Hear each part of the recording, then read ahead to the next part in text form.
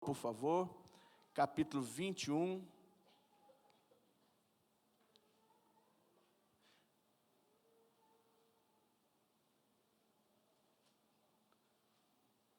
Vocês chegaram, Luiz, chegaram a ver se está tendo a transmissão ao vivo, se o presidente não abriu. Eu acho que o pessoal está comentando no grupo que está um pouco pesado mesmo. Senão, se ele já estivesse lá recebendo oração, nós íamos participar desse momento. De qualquer forma, vamos orar pelo Brasil, né? O Brasil precisa de uma mudança, a gente crê nessa mudança, acredita que está acontecendo, né? Independente de partido, independente do que você acredita, eu sei que todos nós queremos o melhor para a nossa nação, né? Todos nós queremos. Então, nós vamos orar pelo Brasil. Hoje, quem está ali é o Bolsonaro. É lógico que ele não faz nada sozinho, né? Tem todo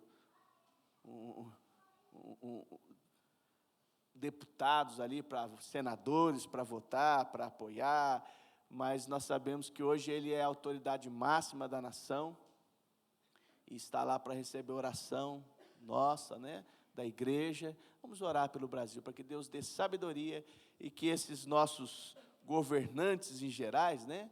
Aqueles que vivem nessa casa de leis, que podem votar, eles possam olhar para o povo e não olhar para o poder, não olhar para si mesmo, mas olhar para a nação, né? E apoiar projetos que realmente sejam importantes para nós, né? Vamos orar, levanta as suas mãos.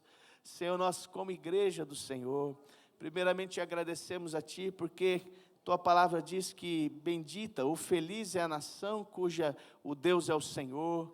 Deus, e nós temos visto, Senhor, Deus, um congresso com um número grande de cristãos. Nós temos hoje um presidente que é cristão, Senhor, e temos a igreja orando, abençoando esse país. E como igreja pedimos ao Senhor, abençoa, Senhor Deus, o nosso presidente, abençoa, meu Deus, os nossos ministros, abençoa os nossos senadores, deputados, os federais, os estaduais, também os vereadores de cada cidade. Senhor, abençoa o Brasil, Pai, que possamos ser uma nação forte, uma nação próspera, que cuida, Senhor, dos seus doentes, que cuida dos seus velhos, que cuida, Senhor, das suas crianças, meu Deus, que se preocupa com uma educação forte. Senhor, nós pedimos a Ti, Senhor, faz com que a nossa economia cresça, leva o Brasil a ser próspero, Senhor, assim como o Senhor nos deu uma terra tão abençoada que é essa nação. Faz, Senhor Deus, que possamos crescer, Senhor. Deus, elimina a corrupção, Senhor. Deus, o Senhor já tem feito isso, mas que o Senhor continue a abençoar, em nome de Jesus. Amém e amém. Ore pelo Brasil, querido, ore mesmo. João, capítulo 21, versículo 15.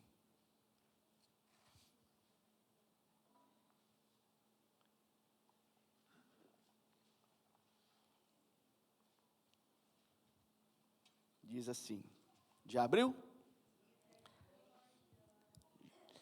Evangelho de João 21, versículo 15. Amém? Podemos ler? Diz assim,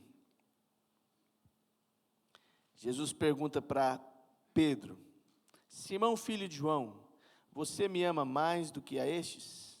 Disse ele, sim, Senhor, tu sabes que te amo. Disse Jesus, cuida dos meus cordeiros, das minhas ovelhas. Novamente Jesus disse, Simão, filho de João, você me ama? Ele respondeu, sim, Senhor, tu sabes que te amo. Disse Jesus, pastorei as minhas ovelhas. Pela terceira vez ele disse, Simão, filho de João, você me ama? Pedro ficou magoado por Jesus ter perguntado pela terceira vez, você me ama? Ele disse, Senhor, tu sabes todas as coisas e sabes que te amo. Disse Jesus, cuida das minhas ovelhas. Digo a verdade, quando você era mais jovem, vestia-se e ia para onde queria, mas quando for velho, estenderá as mãos e outra pessoa o vestirá e o levará para onde você deseja ir.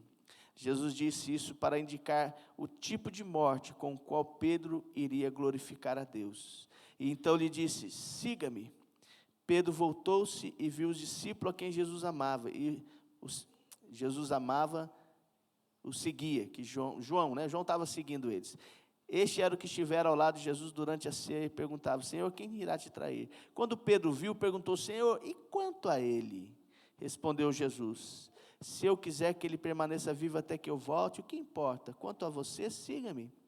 Foi por isso que se espalhou entre os irmãos o rumor de que aquele discípulo não iria morrer. Mas Jesus não disse que ele não iria morrer, apenas disse: se eu quiser que ele permaneça vivo até que eu volte, o que importa? Amém, até aqui.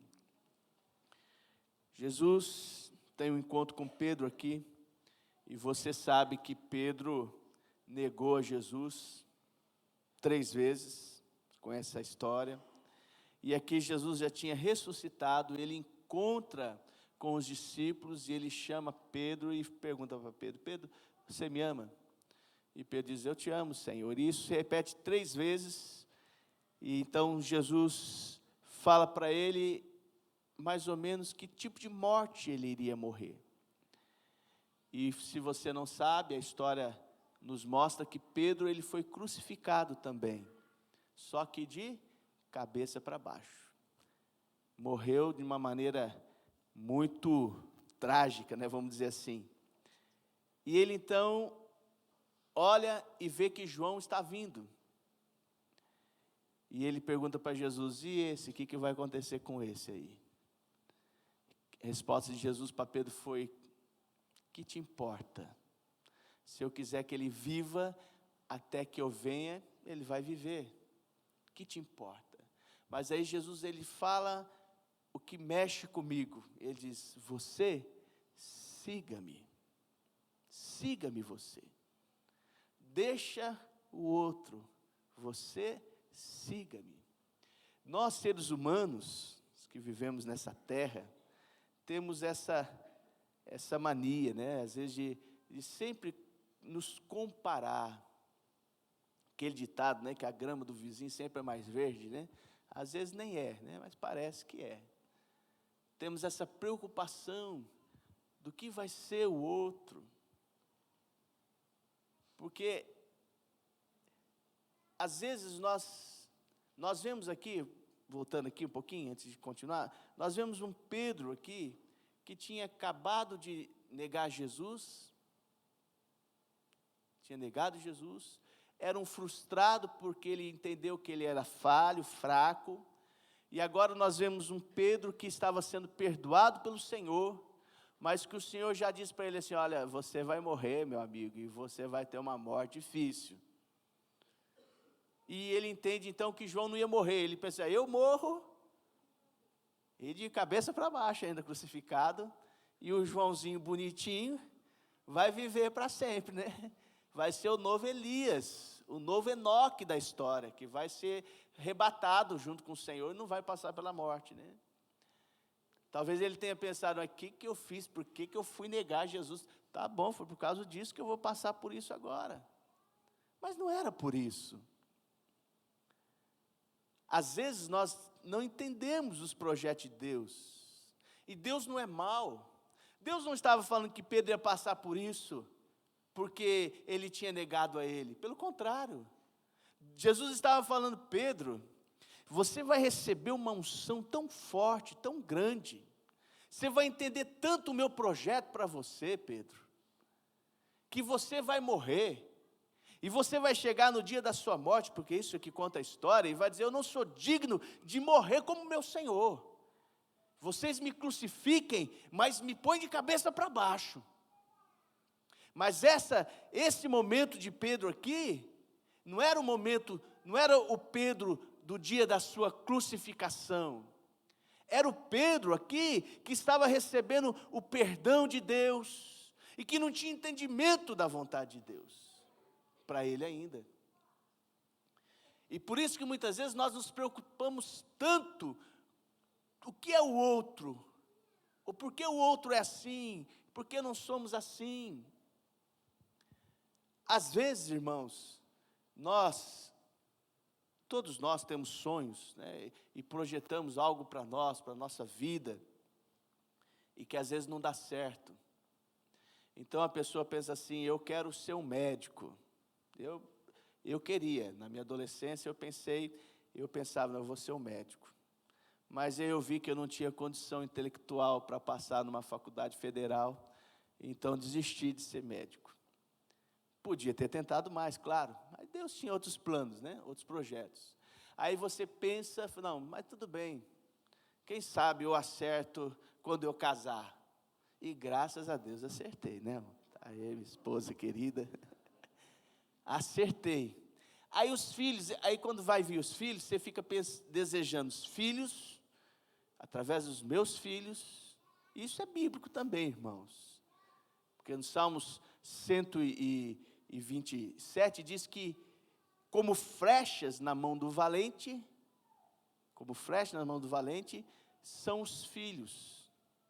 E ele diz assim, feliz é o homem que enche as suas aljavas desses aí, né? Por isso, quem quiser ter vários filhos, pode ter 8, 10, quando você quiser, né? Eu fiquei em 2. Mas quando a esposa engravida, né? Quando a pessoa vai projetar um filho, ela fica pensando e desejando o quê? Esse meu filho, ele tem que ser bonito, ele tem que ser inteligente, acima da média, tem que alcançar níveis que outros não alcancem. Aí eu lembro quando a Larissa nasceu, quem conhece a minha filha sabe, né? Ela tem um rostinho muito bonito. Quando ela nasceu, eu olhei e pensei, mas que feinha. Porque como é que uma criança nasce bonita, irmãos? Está 9 meses dentro de um líquido. Tem o esforço para nascer. Só a mãe que olha e fala, não, é uma coisa mais linda, né? Pai é mais realista, né? Aí, mas no outro dia você olha e fala, opa, melhorou muito, que bonitinha. E eu lembro uma vez passeando com a Larissa no shopping, um monte de menino parou e falou, deixa eu ver, que coisa mais linda essa criança. E eram adolescentes, e tinha uma turma deles. E eu falei, pode olhar, fui eu que fiz, fica à vontade. Aí você vai vendo que vai crescendo, você espera, continua esperando isso em Deus, claro, mas você vê que às vezes as coisas não são do jeito que você deseja. Quem é que não deseja ser o máximo em tudo? Quem é que não deseja ter condições melhores financeiras? Quem é que não deseja ser o melhor na sua profissão? E não está errado, não está errado nada disso. O cuidado que nós temos que ter é por conta das frustrações, porque senão nós temos essa questão de comparação sempre. Meu filho é assim, mas parece que o filho do outro é mais inteligente, né? Ontem eu saí da comunhão que a gente estava, passei no shopping para comprar um negócio, e lá no Ribeirão Shopping está tendo uns carrinhos, né? As crianças dirigindo os carrinhos assim, e eu fiquei olhando um menininho indo para o rumo de um pilar. E ele fez uma manobra, gente, mas pequenininho mesmo, não sei, 2 aninhos deve ter, nem isso. Fez uma manobra, saiu, eu olhei para a Alda e falei, você viu isso?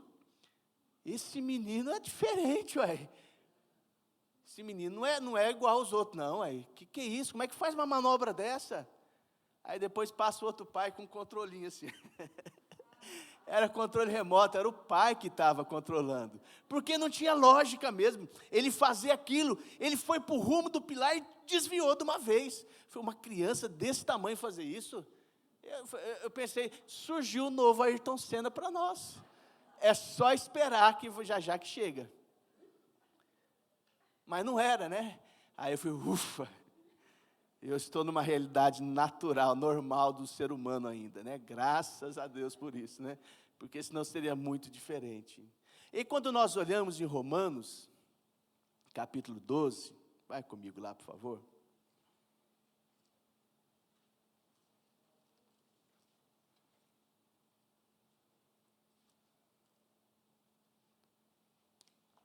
Romanos 12. Diz assim,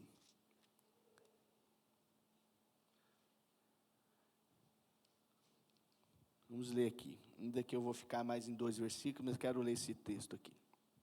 Ele fala: portanto, irmãos, rogo pelas misericórdias de Deus que se ofereçam em sacrifício vivo, santo e agradável a Deus.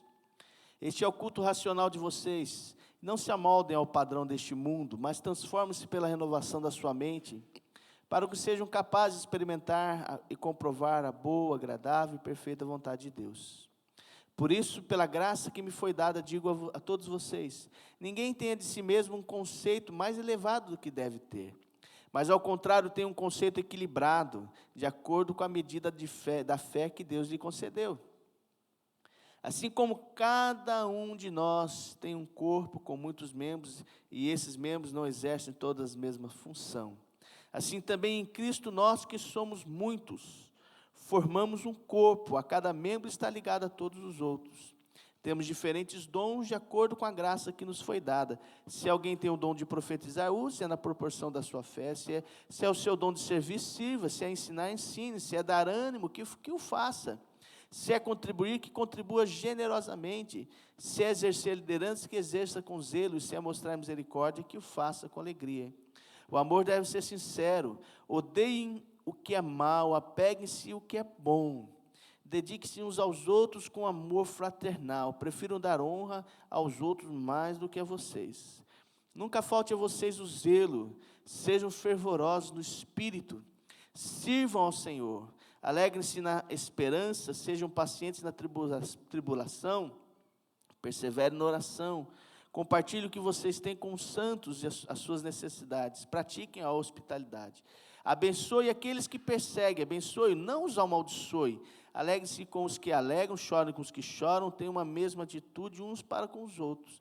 Não sejam orgulhosos, mas estejam dispostos a associar-se às pessoas de posição inferior. Não sejam sábios aos seus próprios olhos. Não retribua ninguém mal por mal. Procurem fazer o que é correto aos olhos de todos. Façam todo o possível para viver em paz com todos. Amados, nunca procure vingar-se, mas deixe com Deus a ira, pois está escrito: minha é a vingança, eu a retribuirei, diz o Senhor. Ao contrário, se o inimigo tiver fome, dele comer, se tiver sede, dele beber, fazendo isso, você amontoará brasas vivas sobre a cabeça deles. Não se deixem vencer pelo mal, mas vençam o mal com o bem. Esse texto de Romanos 12 é muito rico, mas no versículo 2, o Senhor diz assim, que nós não devemos nos moldar a este mundo, mas devemos transformar pela renovação da nossa mente, para que sejamos capazes de experimentar qual seja a boa, agradável e perfeita vontade de Deus para nós. Então, quando nós vemos um Pedro perguntando para Jesus o que vai ser do outro, nós vemos um Pedro que ainda não entendia a vontade de Deus. Depois nós vemos o Pedro que vai para a cruz, e vamos dizer assim, vai feliz, porque ele entende, ele compreende, a mente dele foi moldada por Deus, ele então está fazendo aquilo que Deus quer que ele faça. E isso talvez seja um grande desafio nosso, queridos, nessa terra, o compreender qual de fato é a vontade de Deus para nós, para que não fiquemos frustrados, porque, como eu disse, muitas são as vezes que nós não iremos contentar. Se eu jogar bola e fizer um gol bonito, eu vou ficar sempre torcendo para que ninguém faça um gol mais bonito do que eu fiz. Fico imaginando o Pelé, torcendo para ninguém mais fazer mais de 1000 gols. E esses dias surgiu um rapaz que dizem que ele fez mais gol do que o Pelé. Não é brasileiro, né? Comprovado. Então, se isso é comprovado, o Pelé deixou de ser o homem que mais fez gol na terra, porque surgiu um outro comprovado. 1400 e tantos gols, né? Vi no jornal. Eu vou sempre ficar pensando, alguém vai ser melhor que eu? Se eu inventar um negócio, eu vou ficar sempre olhando para ver se o outro que inventou também não vai ser mais criativo do que eu. E assim por diante. Porque isso é alguém que não consegue ter esse entendimento. Seja filhos, seja casamento, Eu gostei muito dessas brincadeiras que teve agora, né? Todo mundo brincou, até artistas brincaram, que é aquele aplicativo de envelhecer, né? De envelhecer. E foi até o Zé Carlos que fez para mim, e eu fiquei bem velhinho mesmo, assim, bem acabadinho, né? Eu tão novo, jovem, bonito. A Alda olhou para mim, misericórdia, que eu não quero isso. Mas, se for esse caminho da vida, né? Depois ela brincou, mas uma coisa é envelhecer junto, né, irmãos? A outra é querer casar já com alguém com quase 100 anos de idade, né? Estando novo ainda, né? Totalmente diferente. Porque você vai dia após dia, junto, conhecendo, vendo, vai envelhecendo, e aí é tudo perfeito. Não tem problema. A pessoa começa a entender que o mais feliz não é aquele que casou com a mais bonita ou com o mais bonito, não. É aquele que tem um parceiro do lado mesmo, é aquele que tem uma parceira do lado, alguém que ama de verdade, que não se importa se já está ficando mais velho, se engordou, se emagreceu, é o verdadeiramente, é na saúde, é na doença, é na dificuldade, como na prosperidade, está sempre junto. Isso não tem preço, isso não tem beleza, isso não tem nada disso. Mas se a pessoa não entende esses projetos, ela sempre vai ficar querendo algo diferente para ela. Deus não tem isso para o ser humano. O que Deus tem é uma vontade para nós, e isso é o nosso desafio. Ele diz: vocês precisam ser capazes de experimentar isso. Se você mudar a sua mente, você vai ser capaz de entender qual é o projeto de Deus, porque, irmãos, deixa eu dizer uma coisa, você que de repente está com a sua vida próspera, e vai continuar em nome de Jesus, vai prosperar mais ainda. Se você pegar os evangelhos, desde Jesus e os apóstolos, eles não ficam falando de riqueza, de dinheiro, de viagens internacionais, de carros cada vez mais caros, eles não ficam falando disso. Você vê o apóstolo Paulo, Pedro, na carta dele, ele fala assim: olha, tira os olhos das coisas naturais, põe os seus olhos nas coisas de Deus. Para de ficar preocupado com essas coisas. Mas eles também nunca disseram: olha, não pode ter. Não é isso. Pelo contrário, Jesus disse que é difícil um rico entrar no céu, né? Ele fala, Senhor, mas então quem que vai ser salvo? Ele diz assim: para os homens é impossível, porque homem nenhum, dinheiro nenhum pode comprar salvação. Mas ele fala, mas tudo é possível a Deus. Sabe o que ele está dizendo? Seja ele rico, seja ele pobre, seja ele o que for na vida dele, se ele conhece o Senhor, ele entra no céu. Porque não é pelo dinheiro, não é pela beleza, não é pela sabedoria, mas é pelo sangue de Jesus. Aleluia por isso. Por isso, irmão, pode falar para o irmão que está ao teu lado: ganha dinheiro à vontade, querido. Pode prosperar, pode crescer, pode romper. Queira ser o melhor na sua área, na sua profissão. Deseje os melhores para os seus filhos. Porque como flecha na mão do valente é os filhos. Sabe o que ele está dizendo? Olha, você talvez não alcançou, mas como uma flecha alcança o alvo, sim serão seus filhos, e irão alcançar o alvo que você deseja, em nome de Jesus. E os netos mais ainda, e os bisnetos mais ainda, e os tataranetos vai ser mais forte ainda, em nome de Jesus. Mas eu preciso ter um entendimento, que tudo isso é graças ao sangue do Cordeiro que foi derramado. Por causa desse sangue eu tenho livre acesso ao Senhor. Aí no versículo 12, para podermos encerrar, hoje eu tinha muita coisa para falar, mas fica para um outro momento, senão passa do horário. Ele diz assim: alegre-se na esperança. Sabe por que ele diz alegre-se na esperança? Segundo o livro de Hebreus, capítulo 6, versículo 19, diz que a esperança, ela é a âncora da alma, é o que nos segura. Sabe por que ele está falando isso? Porque ele sabe que todo mundo passa um momento difícil. E quem se alegra com um momento difícil? Ninguém. Quem vai se alegrar? Em nome de Jesus, espero que você não esteja assim. Quem se alegra abrindo uma geladeira na hora do almoço e não tem nada para comer. Por isso ele fala, alegre-se na esperança. Porque a esperança não confunde as pessoas, não engana as pessoas. A esperança, ainda que se você estiver assim, não fique assim. Nós somos uma igreja, amém, irmãos? Mas eu sei e creio que ninguém está assim. O que é você estar, se alegrar na esperança? Senhor, o meu momento é difícil, mas a tua palavra diz que o Senhor supre as minhas necessidades. A tua palavra diz que o meu Deus, segundo a sua gloriosa riqueza, suprirá minhas necessidades. A tua palavra diz que Deus pode dar além daquilo que eu estou pedindo ou pensando até. Por isso ele fala, alegre-se na esperança. Talvez você está triste hoje porque tem um problema familiar, um conflito familiar, um problema com o cônjuge ou com os filhos.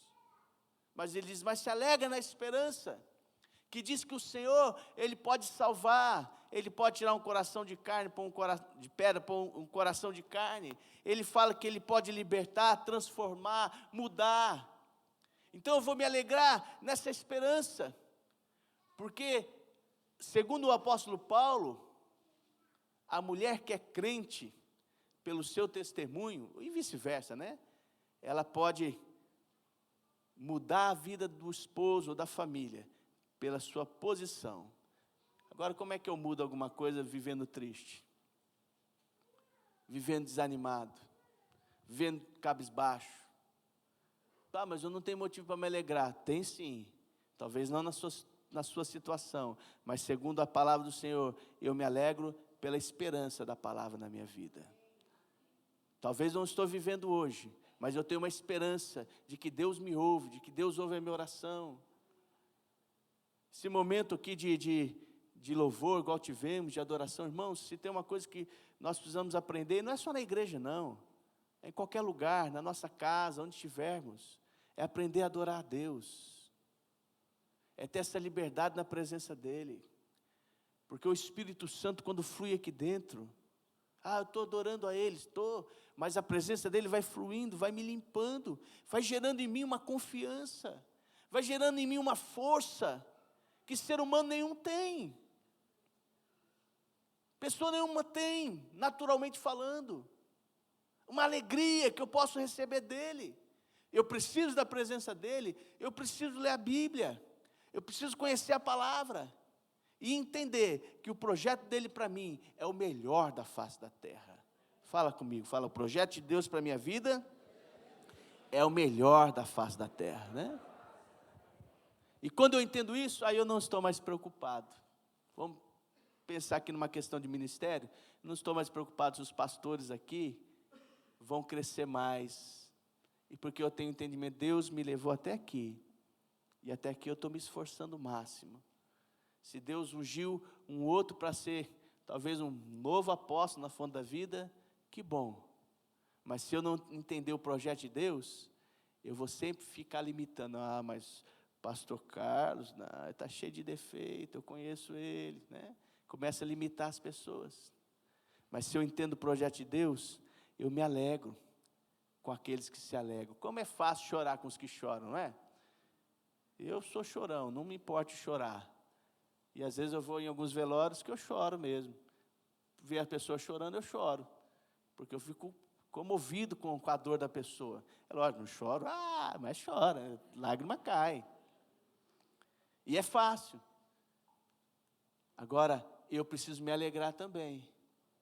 Quando as pessoas chegam com uma boa notícia. Quando alguém diz assim, olha, vem, você unge a minha casa nova. Novinha, arrumadinha, completinha. E a pessoa ainda não tem uma casa. O que ela tem que fazer? Vou me alegrar, que bom, querido, que você adquiriu. Que casa fantástica. E eu sou assim, irmão, já vou logo olhando se tem churrasqueira. Que a gente já fala, vamos comemorar, com uma picanha junto aqui, né? Porque nós temos que nos alegrar com os que se alegram. Então ele diz aqui, alegrai-vos na esperança, versículo 12, né? Sejam pacientes na tribulação e perseverem na oração. O que é ser paciente na tribulação é não desesperar. É não desesperar.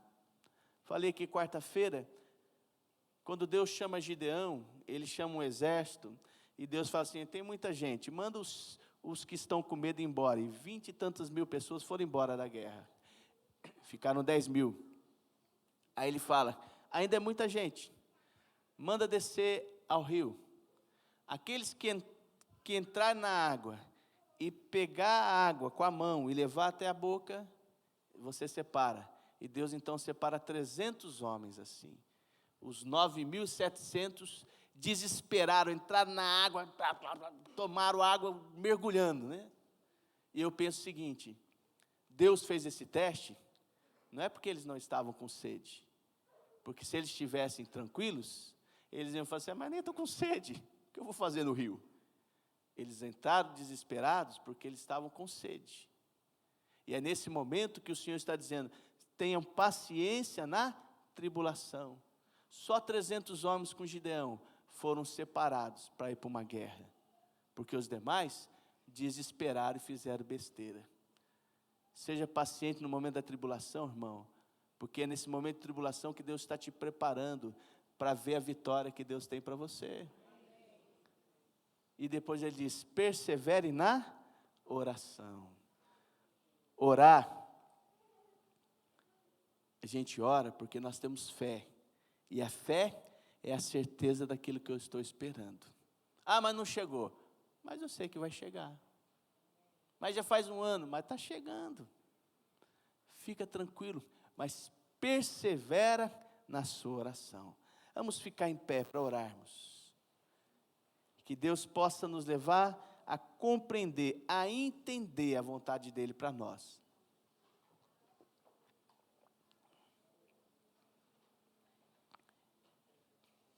Porque isso faz toda uma diferença, para que eu me torne uma pessoa feliz, contente, e comece a compreender o que Deus tem para nós. Então, minha família, estou dizendo a minha família, mas a sua família, né? É a melhor que existe. Deus escolheu os meus filhos como seus filhos. Eu tenho certeza de uma coisa, o passado já passou, o presente é o que eu estou vivendo hoje, e posso semear coisas boas, para viver um futuro ainda melhor. Passado, passou, não se muda passado, se semeia no presente, para se colher no futuro. Essa é a nossa vida como cristão, e vamos colher o melhor, se semearmos o melhor. Você está com a sua família, o seu cônjuge do lado? Pega na mão dele aí do lado, né? Se não está, você vai pensar. E fala para ele, você é o melhor de Deus para mim, né? Você é a melhor mãe, filhos que alguém poderia ter. Isso é Deus para nós. É Deus. É Deus para nós. Eu tive os melhores pais. Foi o que Deus escolheu para mim. Já não são vivos mais. Tenho a melhor esposa e os melhores filhos. Como você também tem. Porque eu creio que é o projeto de Deus, o plano de Deus. Vamos semear hoje. Vamos orar. Fala para Deus para que Ele possa abrir o seu entendimento sempre. Para você compreender qual seja a boa, agradável. E possa viver, experimentar perfeita vontade dEle, perfeita vontade dEle para você, para tua família, para tua casa. Se alegre na esperança. Deus não está dizendo para você se alegrar com as suas dificuldades, com o seu problema, mas se alegre na esperança e começa a profetizar isso. Não faça loucuras diante das barreiras, das lutas que você passa. Não seja impaciente, mas antes persevere na oração, crendo no Senhor que tudo pode fazer. Aleluia. Vamos cantar a canção. Enquanto isso você ora por um momento, pedindo a Deus que Ele transforme a vossa mente, transforme os seus pensamentos, para que possa experimentar qual seja a boa, perfeita e agradável vontade dEle. Aleluia, Senhor. Deus Todo-Poderoso. Aleluia. Aleluia. Esteja orando. Queremos mais de Ti, Senhor. Você é bem-vindo aqui. A casa é sua, pode entrar, me esvazio de mim, me esvazio de mim.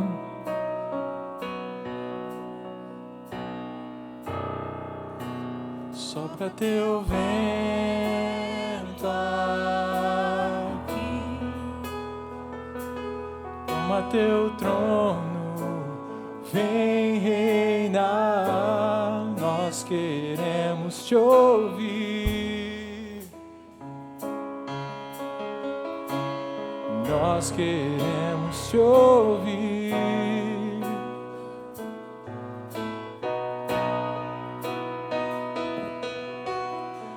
Essa casa é sua casa, nós deixamos ela pra você,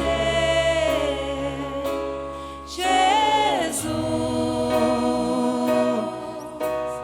Essa casa é sua casa, nós deixamos ela pra você.